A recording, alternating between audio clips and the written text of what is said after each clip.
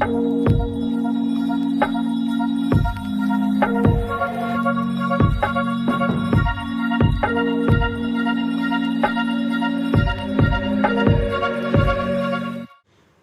अकोला वासियों, आज है जागतिक महिला दिन और इस महिला दिन को बहुत सारी जगहों पे बहुत ही उत्साहपूर्ण तरीके से मनाया जा रहा है। और आज मैं आई हूँ एक बहुत ही खास पर्सनालिटी से मिलने के लिए और आप सबको मिलवाने के लिए। और मेरे साथ है शारदा बियानी मैम। मैम, आपको महिला दिन की बहुत सारी शुभकामनाएं। बहुत बहुत धन्यवाद। हमारी अमेजिंग अकोला इस चैनल की तरफ से हम आपका स्वागत करते हैं। और मैम, आप एक लेक्चरर हैं, 20 साल से आप इस फील्ड में हैं, तो क्या बताना चाहेंगे आज के इस खास मौके पे? सबसे पहले तो मैं आज की समस्त नारी शक्ति को महिला दिन की बहुत सारी शुभकामनाएं देती हूँ। और मुझे ऐसा लगता है कि ईश्वर ने सबसे सुंदर रचना जो है प्रकृति के बाद नारी की ही की है, इसलिए मुझे अभिमान है कि मैं एक नारी हूँ, स्त्री हूँ और एक शक्ति हूँ। संसार को एक नई ऊर्जा देने का काम भी मैं करती हूँ। 20 सालों से मैं लगातार इस कार्य में प्राध्यापक के रूप में कार्यरत हूँ। बहुत सारे खट्टे मीठे अनुभव में मेरे जीवन से जुड़े हैं और एक महिला होने के नाते मुझे बहुत ही अच्छा लगता है कि अपना अस्तित्व मैंने खुद तैयार किया है। अपने अस्तित्व की निर्माती मैं हूँ। जी, बहुत बहुत बड़ी बात कही है आपने। और मैंने जैसा सुना है आपके बारे में, आप एक टिपिकल मारवाड़ी फैमिली से बिलोंग करते हैं। हाँ। तो मेरे ख्याल से ज़्यादा पढ़ाई आपकी शादी के पहले नहीं हुई थी, तो ये पढ़ाई का सफ़र कैसे शुरू हुआ? एक्चुअली एक मारवाड़ी परिवार में लड़कियों को पढ़ाना बोले तो बहुत ही बड़ी एक बंदिश होती थी। और मैं जब क्लास 11वीं में थी, 11th में मैं पढ़ती थी, तभी एक अच्छा रिश्ता आया तो माता पिता ने सोचा शादी कर दी जाए। लेकिन कहीं तो भी मन में एक बहुत क्या कहते हो उसको कि बहुत तीव्र इच्छा थी कि नहीं, मुझे कुछ तो भी करना है, कुछ तो भी मुकाम हासिल करना है। ससुराल आने के बाद मैंने थोड़ी जिद की। मेरे 2 बेटे हो गए थे, उसके बाद मैंने सोचा कि नहीं, अभी अपना अस्तित्व हमें खुद बनाना चाहिए। तो मैंने घर में बात रखी कि मैं पढ़ना चाहती हूँ। तो बहुत परेशानियों के बाद हाँ हुआ, लेकिन एक शर्त थी कि जितनी भी पढ़ाई मैं करूँगी उसमें कम से कम फर्स्ट क्लास आना चाहिए। तो हाँ, मैंने उस चैलेंज को स्वीकार किया मतलब, और मैंने अपनी पढ़ाई शुरू की। 11वीं के बाद मैंने बीकॉम किया, बीए किया, एमए किया, सेट नेट किया, बीएड किया, डीजे किया और बीजे किया जर्नलिज्म। और पढ़ाई मेरी भी ख़त्म नहीं हुई, लगातार हर साल मैं कुछ ना कुछ एक डिग्री लेती हूँ। और मुझे इस बात की बहुत खुशी है बताते हुए कि सारी पढ़ाई करते समय मैंने 2 गोल्ड मेडल भी हासिल किए हैं। वाह, ये सच में बहुत ही सराहने वाली बात है। मैम, आपने पढ़ाई की, इसमें तो आपने इतनी सारी अचीवमेंट कर ही ली थी, लेकिन आप इतने में भी नहीं रुकी। उसके बाद भी आप बहुत सारी सोशल एक्टिविटीज़ में भी इन्वॉल्व रहती हैं, तो उसके बारे में हमें थोड़ा सा बताइए। ऐसा है कि सृष्टि की जब से रचना हुई है तब से मुझे ऐसा लगता है कि विकास दर विकास के साथ हर एक चीज़ बदलती गई है। तो फिर नारी ने भी जब ज़मीन से लेकर आसमान तक अपनी पहचान बनाई है। हम तो खैर अपने एक छोटे से एरिया में अपनी पहचान कायम रखे हुए, लेकिन जब बड़ी पहचान, बड़ी हस्तियों को जब मैं देखती हूँ तो ऐसा लगता है कि जब वो लोग इतना कर पाती है तो हम लोग क्यों नहीं कर पाते हैं। तो एक सबसे पहले शब्द जो मुझे विरासत में मिले थे, तो उन शब्दों को मैंने अपनी कलम बनाया और उस कलम के सहारे मैंने सोचा कि कुछ ना कुछ किया जाए। तो मैंने सबसे ज़्यादा काम जो अभी तक किया है, कम से कम 200 संचालन किए हैं, मंच संचालन किए हैं और बहुत सारे राज्य राष्ट्र स्तरीय पुरस्कार भी मिले हैं मुझे। और मुझे सबसे बेहद खुशी होती है बताते हुए कि भूतपूर्व राष्ट्रपति माननीय प्रतिभादेवी पाटिल के द्वारा मुझे उत्कृष्ट मंच संचालन का पुरस्कार भी दिया गया है। जी बिल्कुल, और वो भी एक महिला है। हम ये भी आशा करेंगे कि उन्हें भी दीर्घायु मिले और इस महिला दिन पे हम ये शुभकामनाएं उनके लिए रखते हैं। और अभी आप मुझे ये बताइए कि जब आपने शुरुआत की थी ये मुझे पढ़ना है, या घर पे जब प्रस्ताव रखा, उस सिचुएशन से लेके अभी तक की सिचुएशन में क्या बदलाव घर वाले आपने महसूस करते हैं और आप घर वालों में क्या बदलाव देखती है?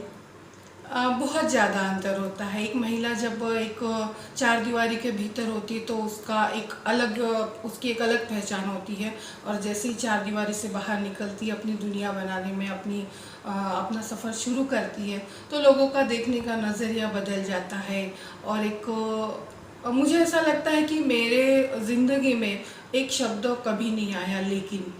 और मैं आज सभी महिलाओं को ये बताना चाहूँगी कि लेकिन, किंतु, परंतु ये शब्द जहाँ आ जाते हैं वहाँ आपकी गति जो है वो रुक जाती है, आपकी सफलता की डगर जो है वो वहीं समाप्त हो जाती है। तो मैंने लेकिन को कभी हावी नहीं होने दिया, मैं कर सकती हूँ, यही मेरा एक ध्येय वाक्य था। बिल्कुल भी। बहुत बहुत अच्छा मैसेज आपने बताया है। और अभी भी घर वालों की कंडीशन है फर्स्ट क्लास आना चाहिए, ऐसा कुछ? हाँ, नहीं, समय के साथ हालात बदल गए हैं। अभी उन्हें पता हो गया है कि हाँ, मैं कुछ कर सकती हूँ। कुछ करके दिखाया है घर में भी। जहाँ तक एक टिपिकल परिवार से हूँ तो सभी की कोशिश ये थी कि नहीं, बाकी जो सारी स्त्रियाँ रहती वैसे ही मैंने रहना चाहिए।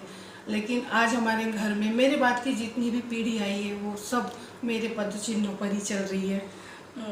तो ये सच में अपने आप में एक बहुत बड़ी उपलब्धि है कि आपने एक थोड़ा सा स्ट्रगल करके जो शुरुआत की थी, आज उसी को लोग अपना आइडियल मान के अगर उन पदचिन्हों पे चलते हैं तो सच में मुझे ऐसा लगता है कि जो आप चाहती थी वो शायद आपने पा लिया है, या अभी और कुछ पाना बाकी है। देखिए, ख्वाहिशों का तो कभी अंत नहीं होता है। महिलाओं का सफ़र ही ऐसा होता है, ख्वाबों से ख्यालों तक का सफ़र भी अनगिनत होते हैं।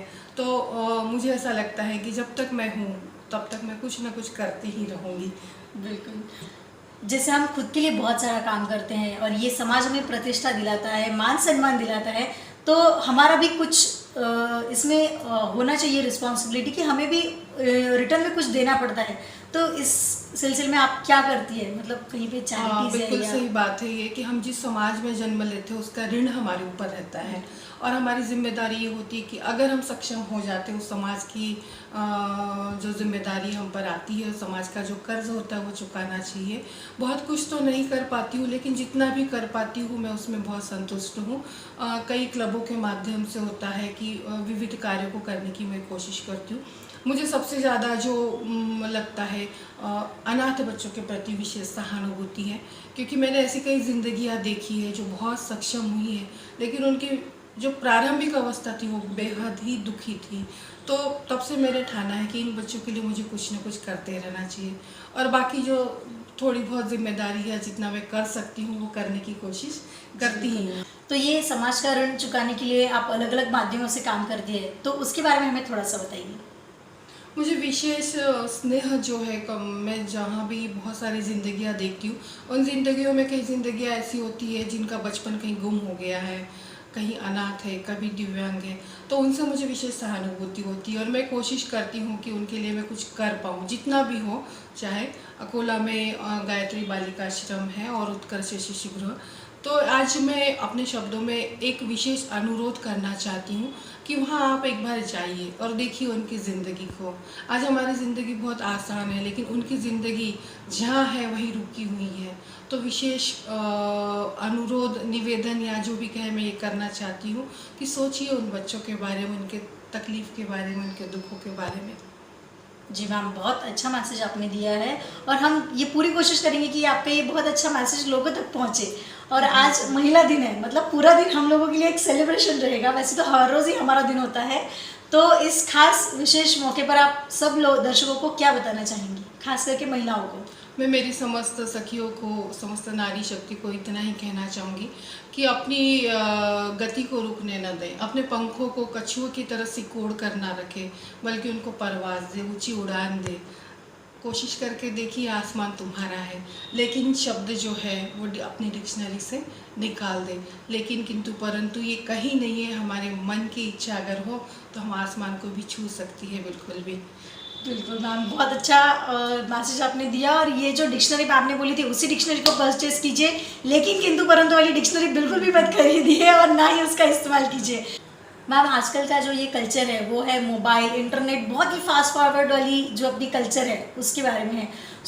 इसमें टीनेजर्स जो है या फिर जो अभी अपनी जो प्राथमिक शिक्षा है वो ख़त्म करने के बाद जो बच्चे जुड़ जाते हैं बहुत जल्दी इससे, तो इसके बहुत सारे दुष्परिणाम भी होते हैं। तो आप ऐसे यंगस्टर्स, लड़के लड़कियां, इनको क्या मैसेज देना चाहेंगी?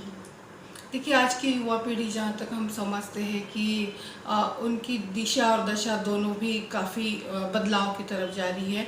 हाँ, स्वाभाविक है, समय बदलता है तो उन्होंने भी बदलना चाहिए। लेकिन सबसे पहले मैं माता पिता को एक मैसेज देना चाहती हूँ कि अपने बच्चों को जितना हो सके बहुत ज़्यादा अपनी इच्छाएं उन पर न ला दें, ताकि वो लोग भी अपनी ज़िंदगी अच्छे से जी सके और वो खुद का निर्णय अगर लेने में सक्षम है तो उन्हें निर्णय लेने दीजिए। रहा सवाल मोबाइल वगैरह, तो आज की दुनिया ही मोबाइल की हो गई है। लेकिन मेरा एक युवा पीढ़ी को मैसेज है कि दोस्ती करना हो तो मोबाइल से नहीं कीजिए, दोस्ती करना हो किताबों से कीजिए, दोस्ती करना हो तो फूलों से कीजिए जो खुद की बहुत सारे सुंदर रंग इस धरती पर बिखेरते हैं। ऐसी अनगिनत चीज़ें जिनसे आप दोस्ती कर सकते हो। मोबाइल आपके दुनिया में कहीं कहीं पर जो है वो सफलता की राह दिखाएगा, लेकिन बहुत ज़्यादा उसका उपयोग जो है आपके जीवन के लिए ठीक नहीं है। ये थे हमारे साथ शारदा बियानी मैम। आज महिला दिन के अवसर पर हमने इनके साथ बात की, इनके विचार जाने और आप लोगों तक पहुंचाने की कोशिश कर रहे हैं। तो देखते रहिए द अमेजिंग अपोला MS30।